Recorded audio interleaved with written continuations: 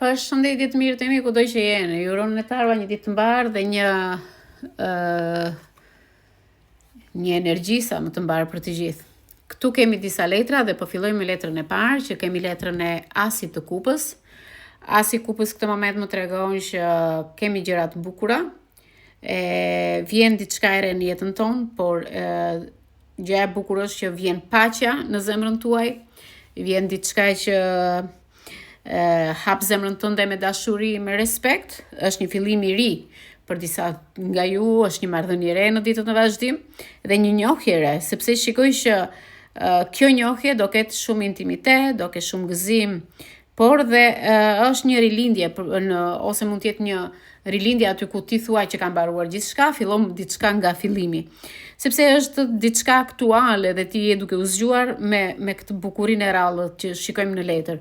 Shikoj që zambakët janë të hapur, ti do gjesh paqen me këtë marrëdhënie dhe do zgjosh aftësitë tua psikike dhe do shikosh anën tënde shpirtërore. Shikoj që je në një fund të disa gjërave në jetën tënde dhe je i varur nga ky person. Ky person më tregon që është princi i shkopinjve, më tregon që ky princ këtë moment e ndjen veten konfident, e ndjen veten të lumtur, charmant në disa pika dhe ky e ndjen me siguri çfarë kërkon në jetën e tij. Shikoj që gjërat po ecin shumë mirë, sepse është një person simpatik, ka siguri në veten e tij dhe shikoj që nuk është i qetë këto kohë të fundit. Nuk e di çfarë ka ndodhur midis jush të dy, por këtu më tregon që ky person këtë moment kërkon diçka ndryshe në jetë. Shikoj që ky është duke marrë disa vendime dhe do veproj shumë shpejt ditën e vazhdim. Shikoj që është duke sfiduar disa gjëra, por do t'i përballoj me sukses ose mund të jetë dhe njohja e re që po vjen në jetën tuaj. Shikoj që ky kërkon një marrëdhënie që të jetë plot pasion, plot energji, plot sukses. Dhe më vjen me 4-ën e monedhës, që më tregon këtë moment ti po i shtrëngon ndjenjat, nuk po tregon ndjenjat që ndjen 100% për këtë person, je i rezervuar, nuk i tregon këtij personi çfarë ndjen, ke frikë nga ky person se mos të lëndoj përsëri. Por, duhet ta menaxhosh jetën tënde, ta menaxhosh, të shikosh burimet e tua shpirtërore, të jesh shumë e mençur, sepse ky është një njerëz që di çfarë merr nga ty.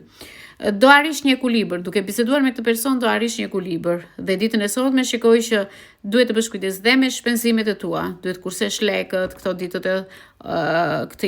ditët në vazhdim. Por duhet ta ndihmosh dhe veten tënde sepse shikoj që e ndjen veten pak të pafat këto kohë të fundit.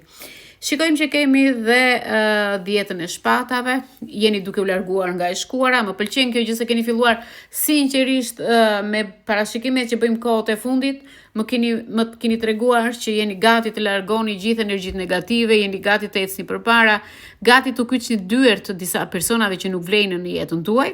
Dhe këtu me 10-ën e shpatës më tregon që ti je duke zgjidhur vështirësitë tua, je duke larguar këtë peshën e dhimbjes nga vetja jote, por dhe nga supet, sepse shikoj që mbi supet e tua mban një peshë shumë të madhe, ke një kohë shumë të gjatë për të gjë. Por shikoj që ka ardhur fundi i varësive të negative dhe të bashkëpunosh me vetë, të bashkëpunosh me veten tënde.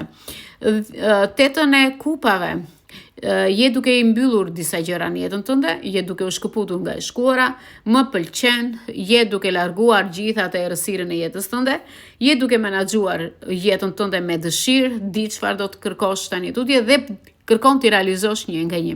Në të ardhmen tënde, siç e thash pak më lart, do kesh një njohje të re, do kesh diçka të bukur. Është momenti të lëvizësh nga një vend në vendin tjetër, të shpërngulesh mbase me një shtëpi, por është zgjidhja jote çfarë do bësh tani tutje, sepse në jetën tënde do të vinë ndryshimet. 8 kupat më tregojnë që po të shtyn drejt një ndryshimi të ri në jetën tënde dhe po të japin energji pozitive drejt ndryshimeve.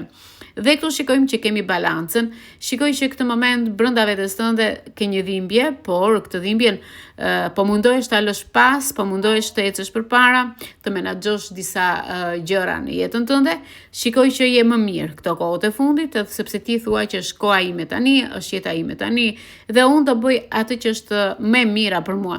Deri në datën 14, shikoj që shumica nga ju të gjitha çfarë unë thash do t'i vënë në progres gjërat e tyre, do të bëjnë marrëdhënien, do ndryshojnë situatat, por Po marrë dhe disa letra të tjera, të shikojmë pyetje-përgjigje. Të shikojmë çfarë do na thonë. Sepse kemi kohë dhe 5 minuta mos gabosha.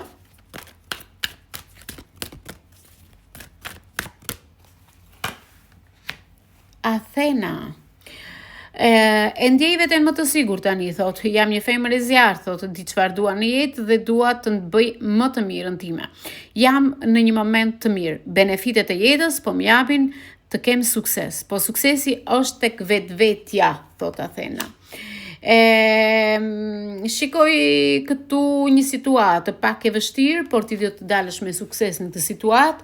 Shikoj që je në brendësi të situatës dhe shikon situatën si do procedohet, por në fillim duhet të bësh kujdes çfarë do vendosësh për të ardhmen, sepse në jetën tënde kanë ndryshuar.